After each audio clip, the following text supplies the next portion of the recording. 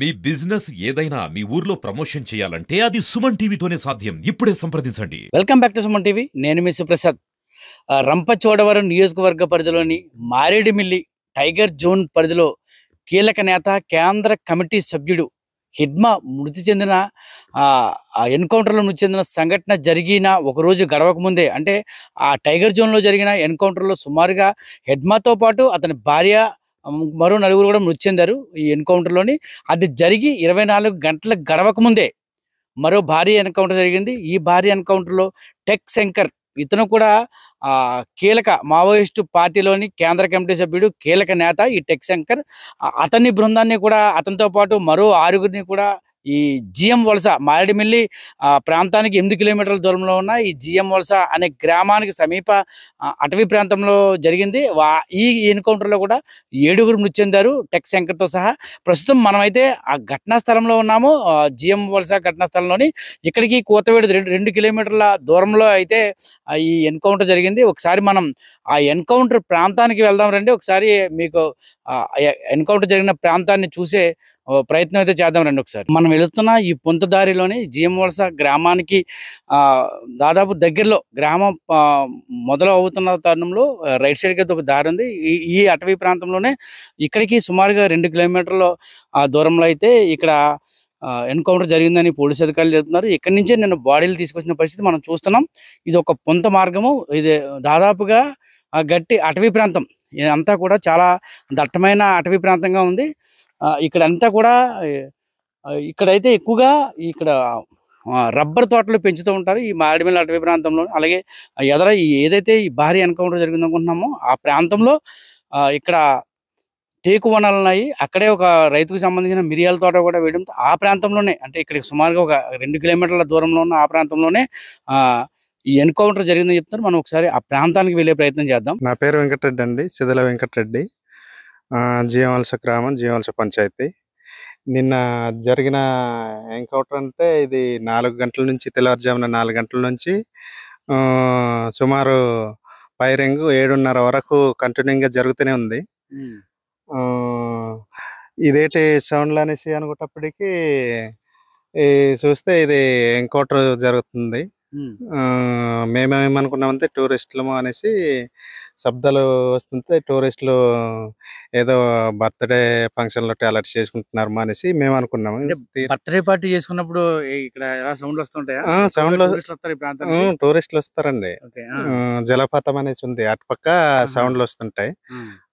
టూరిస్టులము అనేసి అనుకున్నాం. తీరా చూస్తే ఇది ఎన్కౌంటర్ 4 గంటలు, తెల్లారుజామున 4 గంటల నుంచి స్టార్ట్ అయ్యి కంటిన్యూగా 7:30 వరకు జరుగుతూనే ఉంది. ఇది మేము ఇంకా భయపడిపోయాం. ఇదేంటి ఎన్కౌంటర్ నచ్చినట్లు ఇక్కడికి వచ్చేసారా ఇట అనేసి మేము భయపడిపోయాం. ఊరి మీదకి వచ్చేస్తారా ఇట అనేసి. అలాగా కంటిన్యూగా జరిగింది. ఇటు మళ్ళీ ఎన్కౌంటర్ అయిపోయిన తర్వాత 2 కానిస్టేబుల్ వచ్చారు బయటికి. 5గురు వచ్చారు. 5గురు వచ్చి మారేడుమిల్లి వెళ్ళిపోయారు. వాళ్ళు వచ్చిన తర్వాత కూడా ఇంకా ఫైరింగ్ జరిగింది. తర్వాత మళ్ళీ ఈ లోపల పోలీసులు వచ్చారు. వేనేసుకొని పోలీసులు వచ్చారు అనమాట. సిఆర్పి పోలీసులు వచ్చి బాడీలు తీసుకురావడానికి వెళ్ళారు లోపలికి. ఎన్ని బాడీలు తీసుకొచ్చారు? అలాగా నిన్న మేము చూస్తుండగానే ఒక రప్పగా లెక్కేయడంతో మేము సుమారు 7 బాడీలుగా లెక్కేసాం, చూసాం ఇక్కడ ఉండి. అంటే ఇదే దారా? దారి ఇదే దారితో తీసుకొచ్చారు. సుమారు ఒక 2-2.5 కిలోమీటర్లు ఉంటుంది లోపలికి. అడవి ప్రాంతం మొత్తం అడవి ప్రాంతమే మొత్తం లోపలికి. ఇంత ముందు ఎప్పుడైనా ఈ ప్రాంతంలో ఆడే జరిగా? ఇంతకు ముందు జరిగిందండి. ఇదేంటి మద్దలూరు పక్క జరిగింది లోపలికి. ఇది 2వ ఇన్సిడెన్స్ ఇక్కడ జరగడం. ఎన్నాళ్ళ క్రితం జరిగింది అది? అది జస్ట్ జరిగి ఒక 3 నెలలు అవుతుంది. ఇది సేమ్ ఫైరింగ్ ఏనా? అది కూడా సేమ్ ఫైరింగ్ అండి. అప్పుడు ఎంతమంది చనిపోవడం జరిగిందా? అప్పుడు ఫైరింగ్ లో చనిపోవడం ఒక 4-5గురు చనిపోయారంట ఆ టైంలో. మావోయిస్టులేనా? మావోయిస్టులే.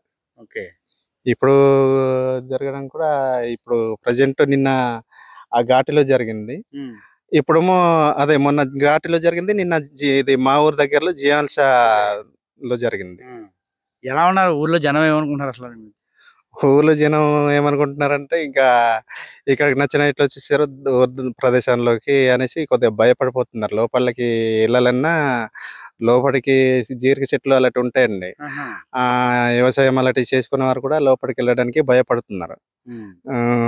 ఇప్పుడు ఈ నచ్చినట్లు వచ్చారు ఇటు పోలీసులు, వీరిద్దరి మధ్యలో మేము బలైపోతామా ఏంటనేసి ప్రజలు భయపడిపోతున్నారు. అమ్మా, ఈ జిఎం వాల్స్ లోని నిన్న ఎన్కౌంటర్ జరిగింది కదా, అసలు నిన్న ఉదయం ఏం జరిగింది అసలు ఇక్కడ? నా పేరు సదల పద్మ అండి. నిన్న ఉదయం 4 గంటలకి ఆ సైడ్ సౌండ్లు వినిపించినాయండి. ఏటో సౌండ్లు ఏమన్నా అదే టూరిస్టులు అలా వచ్చి టపాకాయలు లాంటి ఏమన్నా వేసారమని అనుకున్నాము. తర్వాత తెలిసిందండి, పోలీసులు వచ్చి ఇంకా ఊర్లో గ్రామస్తులు ఏమి బయటకు వెళ్ళకండి అని చెప్పారండి. పోలీసులు వచ్చి తర్వాత అడవి ప్రాంతంలోకి వెళ్ళొద్దన్నారు కదా. అదే అని ఇంకా అలాగంటేనండి, ఇంకా అయితే సరేనండి అని మరి ఉండేటప్పటికి ఇంకా అక్కడికి సేవలు తీసుకొచ్చారండి. మేము దగ్గరికి మాకు ఎవరికి దగ్గర పంపించలేదండి. అంటే ఎన్కౌంటర్ జరిగింది కదా, ఎలా అనిపించింది మీకు ఇక్కడ ఈ ప్రాంతంలో జరిగినప్పుడు? మాకు ఇది వరకు ఎప్పుడు అలాగా ఇక్కడ అవ్వలేదండి. భయంగా ఉంది మాకంతా. ఎప్పుడు వచ్చి ఏమవుద్దని భయంగా ఉంది. అదండి. అంటే మీ వ్యవసాయాలన్నీ కూడా అటుపక్కే ఉన్నాయా? అటువైపే ఉన్నాయండి వ్యవసాయాలు. ఇలాంటి తోటలు గాని జాబర తోటలు అవన్నీ ఆ వైపే ఉన్నాయండి. ఆ వైపు వెళ్ళడానికి ఇప్పుడు కొద్దిగా భయంగా ఉందండి. రబ్బర్ తోటకి వెళ్తానండి. 3 గంటలకు వెళ్ళానండి రబ్బర్ తోటకి వెళ్ళి. నిన్న రాత్రా నిన్న ఉదయమా? నిన్న ఉదయం అండి. నిన్న ఉదయం ఎప్పుడు ఎల్లు మార్నింగ్ కోయాలండి తోట. ఎల్లు మార్నింగ్ వెళ్ళి తోట కోస్తున్నాండి. 4 ఆ టైంకి స్టార్ట్ అయిందండి. ఫస్ట్ ఏమో ఇక్కడ టూరిజం జరుగుతుంది కదా, వాళ్ళు బర్త్డే సెలబ్రేషన్ చేసుకుంటారండి. వాళ్ళేమో ఇంకా సరదాగా టపాకాయలు పేలుతున్నాం అనుకున్నామండి. కానీ ఇంకో 2 ఇంకా అలా పేలుతున్నాయి, సౌండ్ వస్తుంది. డౌట్ వచ్చిందండి. మొన్న అక్కడ జరిగింది సేమ్ ఇక్కడ జరుగుతుందేమో అని నేను రబ్బర్ తోట తొందర కోసేసుకొని ఇంటికి వచ్చేసానండి. అంటే మీ రబ్బర్ తోటకి దగ్గరలోనే జరిగిందని అంటున్నారు కదా, దగ్గరలో మీరు ఏమన్నా చూసారా? పోలీసు అటుపక్క లేదండి, చూడలేదండి. అంటే దగ్గర అంటే మా తోటకి అక్కడికి 1 కిలోమీటర్ దూరం ఉంటుంది. సౌండ్ మేము హైట్ మీద ఉండడం వల్ల సౌండ్ వచ్చిందండి బాగా. వెంటనే ఇంటికి వచ్చేసారు మీరు? తొందరగా కోసేసుకొని ఇంటికి వచ్చేసానండి. ఇంటికి వచ్చేసరికి ఇక్కడ పోలీసులు వచ్చి చెప్పారంట, ఆడియోలోకి ఎవరు వెళ్ళొద్దు అని. అప్పుడు తెలిసింది ఎన్కౌంటర్ జరిగిందని. ఉదయం నిలిచేటప్పటికి టప్పకాలనుకున్నామండి. టప్పకాలనుకుంటే ఇంకా బాగా చూస్తే గట్టిగా ఆగేవి, బడబడ అంటే. మా గీంతలు కొందరు చెట్లకు వెళ్ళారు. చెట్లకు వెళ్తే ఇది టప్పకాయలు కాదు, దాడి జరుగుతుంది అని మరి చెప్పారండి. ఏంటండి అంతేలాగా 7 గంటల దాకా జరిగాయండి.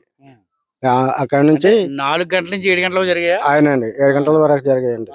అక్కడి నుంచి ఆపేచారండి. ఇంకా పొలకాయమండి. అయినా కానీ ఇంకా బయటకి ఇవ్వలేదండి. ఇంకా ఈ రెడ్లు అదే ఈ సౌండ్ వినిపిస్తున్నాయి అప్పుడు. ఇంకా ఆ టైం నుంచి అదే 7 అయినప్పటి నుంచి లేదండి. ఇంకా 250 గడపలు సుమారుగా ఈ జిఎం వాల్స్ లో ఉన్నాయి. చాలా మంది గిరిజనులు జీవనం కొనసాగిస్తున్నారు కుటుంబాలతో. అయితే గతంలో ఎన్నడూ లేని విధంగా ఒక్కసారిగా ఈ ప్రాంతంలో ఎన్కౌంటర్ జరగడంతో ఈ ప్రాంత ప్రజలందరూ కూడా భయభ్రాంతులకు గురవుతున్న పరిస్థితి. ఎందుకంటే ఈ సమీప అటవీ ప్రాంతంలో ఏదైతే మనం ఎన్కౌంటర్ జరిగిందని అనుకుంటున్నామో ఆ ప్రాంతానికి దగ్గరలోనే వీళ్ళు రబ్బర్ తోటలు, మిరియాల తోటలు ఉన్నాయి. ప్రతిరోజు కూడా ఉదయం వేకువజామున లేచి ఆ ప్రాంతానికి వెళ్ళి రబ్బరు పాలను సేకరించి ఇక్కడ రబ్బర్ని తయారు చేస్తూ ఉంటారు ఇక్కడ గిరిజనులు. దాన్నే ఆధారంగా చేసుకుని జీవనం కొనసాగిస్తున్న పరిస్థితి. ఈ తెల్లవారుజామున 3 గంటలకి మేమైతే ఈ సమీప రబ్బర్ తోటలకు వెళ్ళి పాలు తీయడం జరిగిందని. ఆ సమయంలోనే ఇక్కడ ఎక్కువగా సౌండ్లు, తుపాకీ మూటల సౌండ్. అయితే అది బర్త్డే పార్టీ జరుగుతున్న సమయంలో ఎక్కువగా పర్యాటక ప్రాంతం కాబట్టి బర్త్డే పార్టీ జరుగుతుంది, ఎవరైనా టపాసులు పేల్చుకుంటున్నారు అనుకుంటున్నాం. కానీ ఆ మోత అలాగే కంటిన్యూగా 3 గంటల నుంచి సుమారుగా 5-6 గంటల వరకు కూడా రావడంతో తామంతా కూడా భయభ్రాంతులకు గురయ్యామని. అయితే ఈ గ్రామానికి చెందిన శివశంకర్ ఉదయమే కేవలం ఆ ఎన్కౌంటర్ జరిగిన కిలోమీటర్ దూరంలో ఉన్న అతని పొలానికి అయితే వెళ్ళడం, అక్కడ రబ్బర్ పాలు తీసేందుకు వెళ్ళాడు. అప్పుడు కూడా ఈ మోత మోగడంతో ఒక్కసారిగా భయాందోళనకు గురై వెంటనే ఈ ప్రాంతానికి తిరిగి ఇంటికి వచ్చేసానని. తర్వాత ఉదయం 7 గంటలకి సిఆర్పిఎఫ్ బలగాలు, గ్రేహౌండ్ బలగాలు రావడంతో ఎన్కౌంటర్ జరిగిందని తెలుసుకున్నామని. అయితే అప్పటికే ఉదయం పోలీసు సిబ్బంది ఈ ప్రాంతానికి చేరుకొని మనం చూస్తున్న ఈ జిఎం వలస గ్రామానికి చేరుకొని ఇక్కడ ఉన్న ప్రజలందరికీ కూడా ఎవరు కూడా అటవీ ప్రాంతంలోకి వెళ్ళవద్దు, అందరూ కూడా ఇళ్ల దగ్గరే ఉండండి, ప్రస్తుతం అక్కడ ఎన్కౌంటర్ జరుగుతున్న పరిస్థితులు ఉన్నాయి కాబట్టి ఎవరు వెళ్ళొద్దని చెప్పడంతో చాలా మంది భయభ్రాంతులకు గురయ్యారు. అయితే ఆ తర్వాత 11వ ప్రాంతానికి ఆ లోపల ఎవరైతే ఎన్కౌంటర్లో ముంచిన టెక్ శంకర్తో సహా మిగతా 6 మృతదేహాలను కూడా ఈ రోడ్డుపైకి తీసుకొచ్చి ఆ అటవీ ప్రాంతం నుండి రోడ్డుపైకి తీసుకొచ్చి ఇక్కడ నుంచి వాహనాల్లో ఎక్కించి తీసుకెళ్తున్న పరిస్థితి. అంటే ఈ గతంలో ఎన్నడూ లేని విధంగా ఈ ప్రాంతంలో ఈ తుపాకుల మోత ఎన్కౌంటర్ల నేపథ్యంలో ఈ ప్రాంత ప్రజలైతే భయాందోళనకు గురవుతున్నారు. ఈ రోజు కూడా ఆ ప్రాంతానికి వెళ్ళడానికి ఎందుకు భయపడుతున్నారు, ఎందుకంటే వాళ్ళ కూలి పని రీత్యా వాళ్ళ పాలు తీసుకోవడానికి ఏదైతే రబ్బర్ పాలు ఉన్నాయో రబ్బర్ పాలు తీయడానికి ప్రతిరోజు వెళ్లాల్సిన పరిస్థితుల్లో ఈ ఎన్కౌంటర్ జరిగిన నేపథ్యంలో ఇంకా అక్కడ ఎవరన్నా మావోలు ఉన్నారా లేకపోతే ఏదైనా ఎన్కౌంటర్ జరిగే పరిస్థితులు ఉన్నాయని భయాందోళనకు గురై ఆ ప్రాంతానికి వెళ్ళటం లేదని ఇక్కడ గిరిజనులు అయితే చెబుతున్నారు. ఆ కెమెరా పర్సన్ దుర్గాప్రసాద్తో శివప్రసాద్, సుమన్ టీవీ, రంపచోడవరం.